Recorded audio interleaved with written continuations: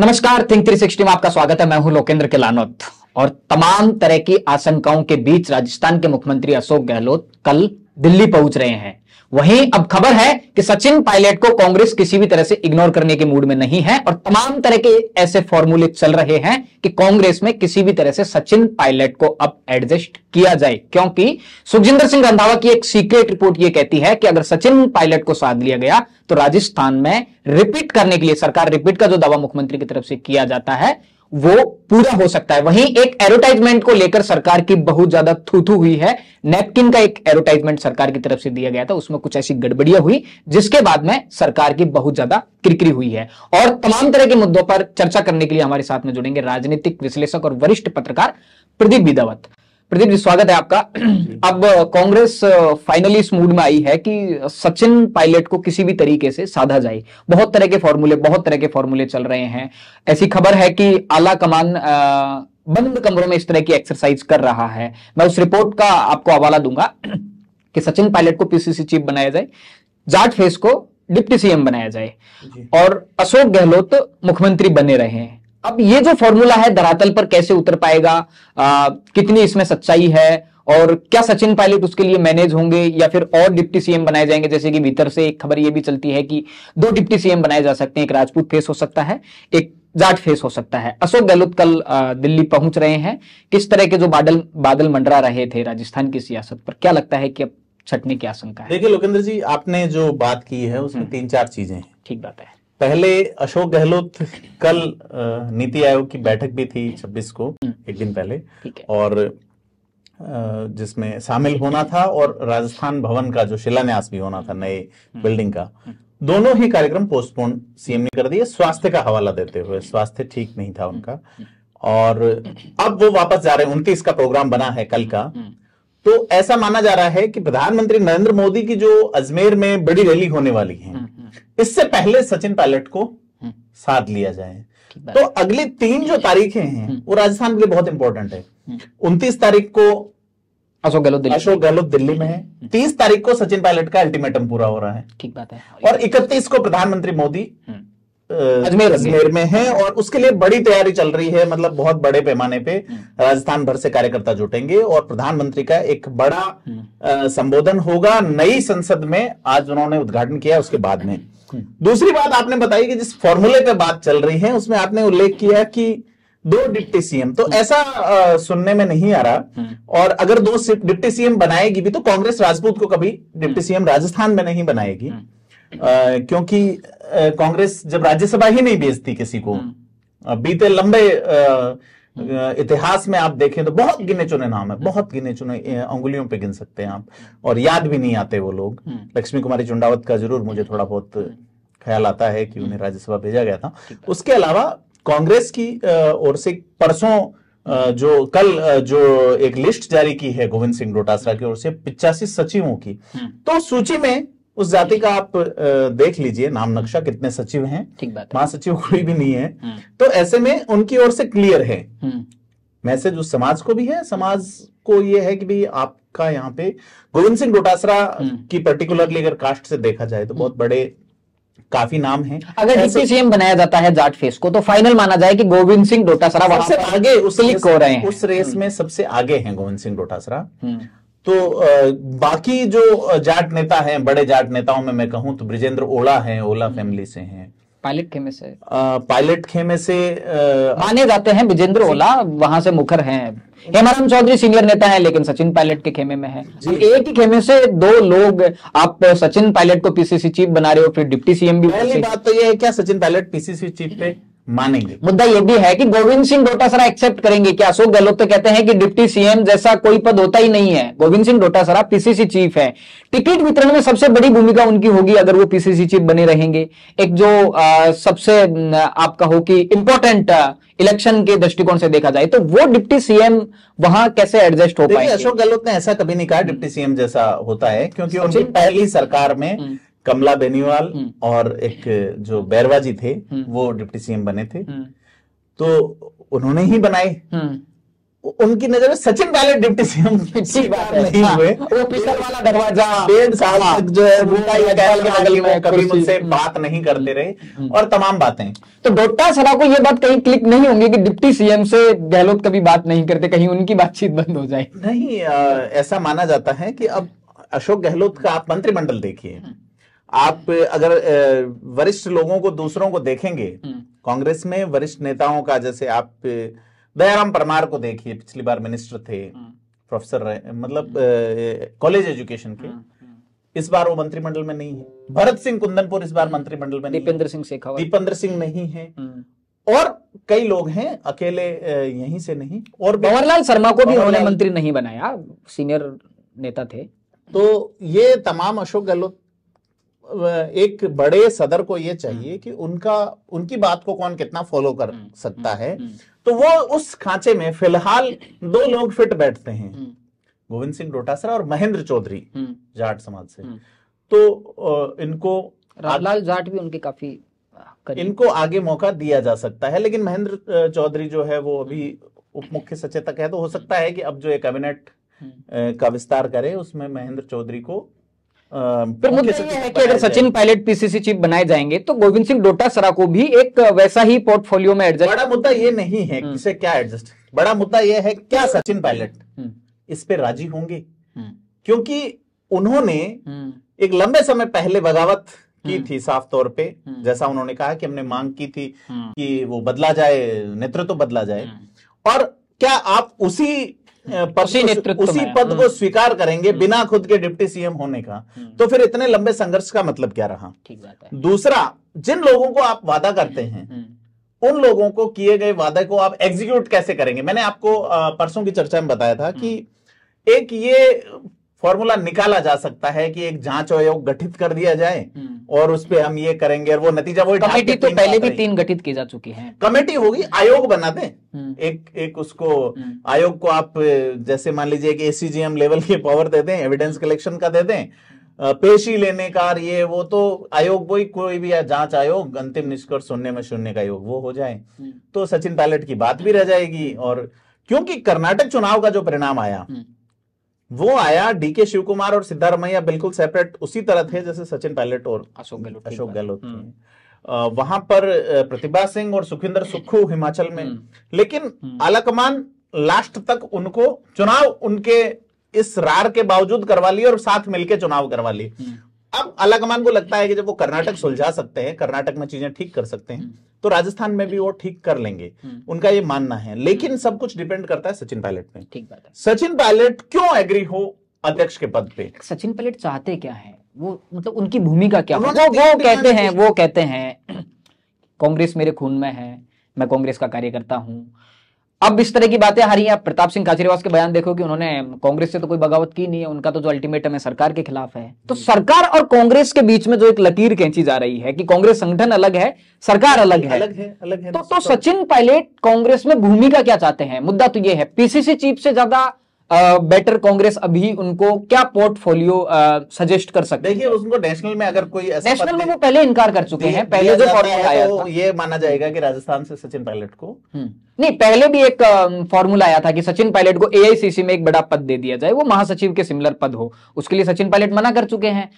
राजस्थान में जब PCC chief बनाए जाने की उनकी बात थी, ये उनके अनशन से पहले, ये उनके जनसंघर्ष यात्रा से पहले की बातें हैं। तो अशोक गहलोत को ये एक्सेप्ट नहीं था कि राजस्थान में एक्टिव रहकर। लेकिन मुझे लगता है कि उनकी टीम के जो लोग हैं वो ये मान रहे हैं कि सचिन पायलट को अब पार्टी में ही एडजस्ट रहना चाहिए, चाहे वो उनकी टीम के मिनिस्टर्स हों, चाहे नेता एमएलएज हों। कुछ लोगों से बात भी हुई, लेकिन एडजस्ट होंगे किन शर्तों पर? सचिन पायलट खेमे के जो विधायक हैं, जितने भी विधायक हैं, क्या क्या क्या उनके टिकट की गारंटी दी जाएगी कांग्रेस संगठन के द्वारा? जैसे कि जो मुखर विधायक उनकी तरफ से रहे हैं, अब मैं मुकेश बाकर का नाम लूंगा, रामनिवास गावड़िया का नाम लूंगा, बाकी के जो लोग हैं, वेद प्रकाश सोलंकी हैं, राकेश पारीक हैं, तमाम तरह के जो विधायक है, क्या उनको ये पूरा आश्वासन दिया जाएगा कि इतनी बगावत के बावजूद मुख्यमंत्री और कांग्रेस संगठन वो ये कहेंगे हम अपने नेता के अंडर थे, हम अपने, और नो डाउट क्राउड तो पुल कर ही रहे हैं, भीड़ तो खींच ही रहे हैं। तो ऐसे में ये चीज देखना ये है क्या सचिन पायलट इसको स्वीकारते हैं या नहीं। अगर सचिन पायलट इस पे एग्री होते हैं तो निश्चित तौर पे, अगर आप पॉलिटिकल डेमोक्रेसी की हिस्ट्री देखेंगे तो हम एक नए नेता के उद्भव का रास्ता बंद होता हुआ देखेंगे एक बार फिर से, कि वो अगर कोई नई पार्टी बनाता या कुछ, तो राजस्थान का चुनाव जो है फिर बीजेपी के लिए भारी पड़ेगा। अगर सचिन पायलट बड़ी शिद्दत के साथ में कांग्रेस के साथ जुटते हैं तो बीजेपी को फिर कोई चारा नहीं बचेगा कि वसुंधरा राजे। प्रतीक जी, आपको नहीं लगता कि सचिन पायलट को पीसीसी चीफ बना देने के बाद में चीजें फिर से वही दोहराई जाएंगी? टिकट वितरण को लेके पिछले चुनाव में आप देखिए क्या होगा, वो बाद की बातें हैं। मैं ये कह रहा हूं कि अभी अपने को ये देखनी चाहिए कि सचिन पायलट क्या स्वीकारते हैं, और स्वीकारते हैं तो बीजेपी क्या एक्शन लेती है। आप ये भी सोचिए कि 31 तारीख को 31 तारीख से जस्ट 21 दिन पहले रैली हुई है आबू रोड में, जहां वसुंधरा राजे का स्पीच नहीं हुआ। उसके बाद चुनाव कर्नाटक का परिणाम आ चुका है। 30 को क्या रिजल्ट आता है और उस रिजल्ट के बाद में क्या वसुंधरा राजे का अजमेर में स्पीच होता है या नहीं, उनको मंच पे कैसी तरजीह दी जाती है, ये 3 दिन बहुत इंपॉर्टेंट है राजस्थान के लिए। क्या वसुंधरा राजे बोलेंगी? अगर सचिन पायलट और अशोक गहलोत का खेमा एक होकर चुनाव लड़ता है और ये कहता है ठीक है हम बाद में देखेंगे 2023 में सीएम का पद किसे मिलेगा, कांग्रेस आलाकमान ये कह सकता है कि फिर बाद में देख लेंगे क्या होता है। लेकिन एक तो ये होगा कि सचिन पायलट ने जो अपनी इंडिविजुअल आइडेंटिटी, लोग उनके साथ जुड़े हैं, उनके नाम से जुड़े हैं। जब बात हुई लोगों से, तुम कभी हमें कांग्रेस, सचिन पायलट जरूर कह रहे हैं कि मैं कांग्रेस का सिपाही हूं, उन्होंने कह रहे हैं कि हम सचिन पायलट के सिपाही हैं जी। उन्होंने आरोप लगाए हैं कि क्या अशोक गहलोत पे आरोप लगाए क्या उनके नेता वसुंधरा राजे हैं, जबकि अपनी यात्रा में उन्होंने सोनिया गांधी का खुद ने फोटो लगाया था। तो एक बड़ा सा इस चीज है कि वो इनके विरोधी एलोबरेट नहीं कर पा रहे कि आपकी यात्राएं विरोध था, आपकी यात्राएं बगावत थी। तो अब नरेंद्र मोदी की जो सभा है उस तक कई सारी चीजें क्लियर होंगी कि राजस्थान का चुनाव किस दिशा में जा रहा है। हम बहुत इंटरनल रिपोर्ट्स की बात कर रहे थे, ऐसी इंटरनल जो रिपोर्ट है ना केवल कांग्रेस को लेकर है, बीजेपी को लेकर भी है। अब कर्नाटक चुनाव के बाद में बीजेपी में भी इस रिपोर्ट पर कहीं ना कहीं एक्सरसाइज हुई है कि जो क्षेत्रीय छत्रप हैं, वसुंधरा राजे जैसे जो ग्राउंड के नेता हैं, जो एक बड़े वोट बैंक को शिफ्ट लेफ्ट राइट करने की क्षमता रखते हैं, उनको नेतृत्व दिया जाए। ऐसी इंटरनल रिपोर्ट कर्नाटक चुनाव के रिजल्ट के बाद में भाजपा ने भी इस तरह के फॉर्मूलेज पर देखिए, अगर अपन बीकानेर संभाग की बात करें तो देवी सिंह भाटी है वहां पे, लेकिन वहां पे अर्जुन मेघवाल को एक बड़ा पोर्टफोलियो देके दलित वोटर्स में बीजेपी ने एक बड़ा संदेश दिया है। अर्जुन मेघवाल देवी सिंह भाटी की सीधी अदावत है। देवी सिंह भाटी वसुंधरा राजे को लेके काफी कंसर्न है। आप देखिए मेवाड़ में, देखिए रणधीर सिंह भिंडर, जनता सेना, बीजेपी का अगर किसी ने नुकसान मेवाड़ में किया तो वो जनता सेना थी, लेकिन अब वो भी बीजेपी में आने की राह तलाश रहे हैं, या कोई पार्टी, क्योंकि कार्यकर्ता थक जाता है लड़ते। पवार सिंह पलाड़ा अजमेर संभाग में, तो ये सारे लोग हैं कई सारे। आप ये देखिए कि अगर मैं खास करके मारवाड़ में कहूं तो वहां पे कड़बी समाज को, वहां पे सिरवी समाज को, वहां पे रेबारी देवासी समुदाय को वसुंधरा राजे ने बीजेपी के साथ निश्चित तौर पर बड़े पैमाने पर जोड़ा, और उसी उन्हीं समाजों में नाराजगी नहीं, ऐसा नहीं। आबू की सभा के बाद में ओटाराम देवासी को जिस तरह से ओटाराम देवासी को किया गया, उसके अलावा देवासी समाज में काफी रोष है इस बात को लेकर। तो कड़बी और सिरवी समाज को वैसे जाट माना जाता है, लेकिन वो जाट समुदाय से अलग हैं, बिल्कुल एक डिफरेंट, वो अलग विचारधारा या अलग पूजा पद्धति वाले लोग हैं, बेसिकली अलग अलग फॉलोइंग वाले लोग हैं। कलबी समाज से एमपी हैं देवजी पटेल, दुष्यंत सिंह के काफी खास बताए जाते हैं जालोर से। पाली से सिरवी समाज से सांसद हैं जो पीपी चौधरी हैं। तो ये जो मैनेजमेंट है, इनके जो लोग हैं, उनको कहीं ना कहीं लगता है कि वसुंधरा राजे को इग्नोर किया जा सकता है।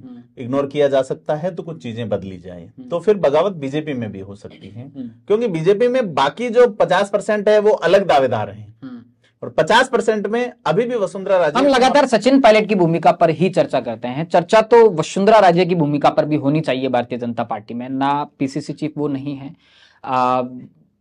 सीएम फेस कौन होगा, क्या उनके नेतृत्व में चुनाव लड़ा जाएगा, यह भी पूरी तरह से क्लियर नहीं है। तो वसुंधरा राजे को किस तरह से बीजेपी ऐड जाए, या फिर वसुंधरा राजे क्या भूमिका चाहती हैं राजस्थान के चुनाव में, कहां अपने आप को देखती हैं, क्योंकि जिस तरह की घटनाएं बीते दिनों हुई हैं और लगातार हो रही हैं, उसके बाद में बातें इस तरह की हैं कि शायद पिछले 2 चुनावों जैसी 3 चुनावों जैसी भूमिका में वसुंधरा राजे को न रखा जाए। वसुंधरा राजे के भी कुछ उनके जो समर्थक लोग हैं उनकी पार्टी में वापसी का एक देखिए, वसुंधरा राजे अगर अलग लाइन लेती हैं, वो खामोश भी रहती हैं पूरे चुनाव में, तो बीजेपी को निश्चित तौर पे नुकसान होगा। अगर सचिन पायलट, अशोक गहलोत एक साथ आते हैं तो भारतीय जनता पार्टी उनका कुछ ना करना भी बहुत कुछ करना हो जाएगा। भारतीय जनता पार्टी के लिए चुनाव जीतना मुश्किल होगा निश्चित तौर पे, क्योंकि ईस्ट की करीब 56 सीटें हैं जहां पे सचिन पायलट का प्रभाव है। इवन वो मारवाड़ की 20 सीटों पर भी प्रभाव रखते हैं, पिछले चुनाव में उन्होंने रिजल्ट दिए भी हैं।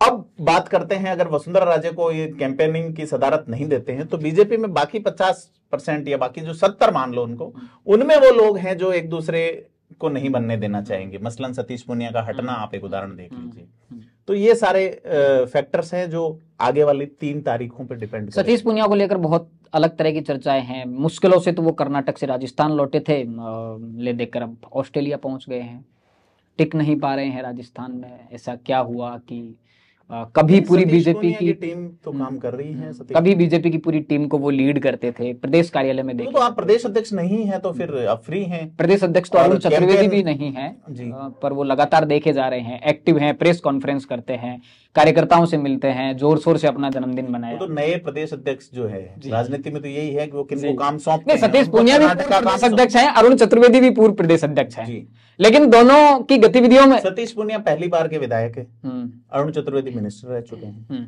तो अब सीपी जोशी ने क्या तय किया है, तय तो आलाकमान करता है, कौन प्रेस कॉन्फ्रेंस लेगा। सतीश पूनिया के लिए नहीं तय किया जा रहा है, तो आप स्थिति समझ सकते हैं उनकी।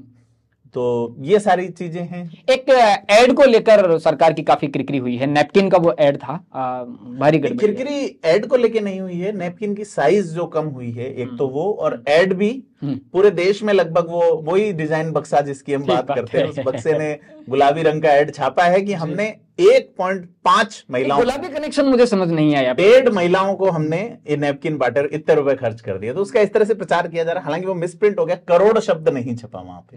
1.5 करोड़ को पहुंचाने वाली बात है, हालांकि पहुंचा नहीं पहुंचा ये बात अलग है, लेकिन विज्ञापन में कहा जा रहा है कि राजस्थान की 1.5 करोड़ महिलाओं को सैनिटरी नैपकिन वितरित किए गए हैं। लेकिन मुद्दा यह है कि सैनिटरी नैपकिन की जो साइज कम की गई है, आपने 18 पैसे की बचत करने के लिए इतना बड़ा जो भी है, मतलब थोड़ी बचत के लिए बड़ा बदलाव किया है, उसको लेके दैनिक भास्कर ने एक स्टोरी की है। उस स्टोरी में ये आया है कि इससे हाइजीन हो सकता है, महिलाओं को प्रॉब्लम्स हो सकती है। तो ये किस तरह से देखा जा रहा है, लोगों ने, फीमेल जो कम्युनिटी है जो, उसमें अलग तरीके से देखा जा रहा है। और वो विज्ञापन जो है उससे उस डिजाइन बक्से की गंभीरता का पता चलता है कि क्या आप इतने करोड़ रुपए खर्च कर रहे हैं विज्ञापन पे और आप ये नहीं देख पा रहे कि उसमें लिखा क्या जा रहा है। तो ये एक बड़ा देखे जाना चाहिए निश्चित तौर पे। एक और आपको इश्यू बता दूं मैं, सिरोही जिले में एक पंगा चल रहा है भारी। सिरोही जिला फेमस है शराब की, गुजरात तक तस्करी होती है, दारू हम लाते हैं, पानी आप लाओ। हाँ, तो वो जो संबंध है वो जो संबंध है उसमें शिवगंज है। और शिवगंज इसलिए महत्वपूर्ण है क्योंकि संयम लोढ़ा वहां से विधायक हैं, सिरोही शिवगंज में रहते हैं। वहां पे आबकारी विभाग का एक अधिकारी, आबकारी विभाग में करीब 1300 करोड़ रुपए ठेकेदारों में मांगते हैं आबकारी वाले बकाया। तो वो वसूली के लिए गया और उन्होंने देखा कि कोई दूसरा, और नोटिस तामील करवाना था, तो उन्होंने देखा कि जिसके नाम पे ठेका है वो व्यक्ति नहीं है। पूछा आप कौन हो? मैं उनका भाई हूं, मैं ही संभालता हूं। तो पहली बात तो रूल्स ये है कि जिसके नाम पे ठेका है वो ही चला सकता है। अगर वो नहीं चला रहा तो वो एक नौकरनामा बनाए, वो भी नहीं बनाओ। तो उसने कहा भी आप अपने भाई को बुलाओ। उस बंदे ने अपने पिता को बुला दिया।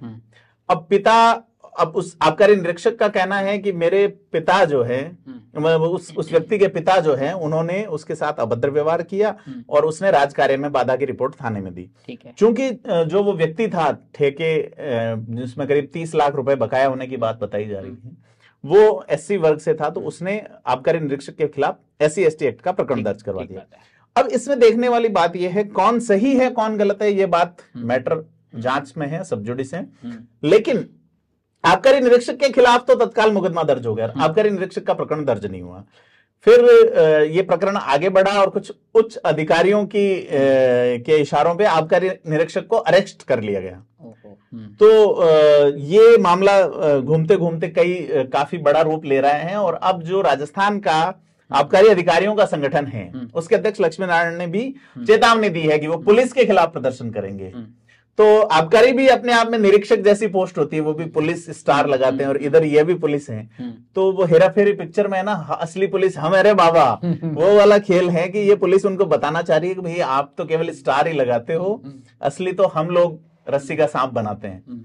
तो वहां पे वो केस अभी आबकारी विभाग की ओर से जरिए इस्तगासा यानी 133 सीआरपीसी में कोर्ट के माध्यम से दर्ज करवाया गया। तो ये एक इंडिविजुअल केस नहीं है, ये अशोक गहलोत सरकार यानी कि राजस्थान सरकार की पुलिस विभाग की कार्यप्रणाली की बानगी है, जिसमें मुख्यमंत्री हर बार विधानसभा में कहते हैं कि सही है या गलत इसकी जांच बाद में होगी, हम दर्ज करेंगे। उनके आबकारी विभाग जो कि दूसरे नंबर का रेवेन्यू देने वाला विभाग है, उसका ही केस दर्ज नहीं हो रहा है। दूसरा, अधिकारी को अरेस्ट करने के लिए उस उच्च अधिकारियों को सूचना दी जाती है, वो इस तरह की कोई सूचना नहीं दी गई।